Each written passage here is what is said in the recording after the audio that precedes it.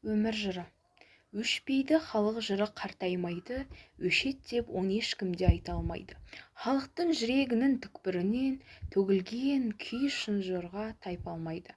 Алтында ел ішінде сақталынған сұлу жыр судан тұнық шайқалмайды. Еске алсам ертегіде ертен өткен, талай жан жүрегінің жырын төккен. Еңірей ен даладан бақыт іздеп, таба алмай аңсап асан қайғыда өткен. Қақтан безген қорқыт қаңғып, кездеспей көрден басқа ол да кеткен.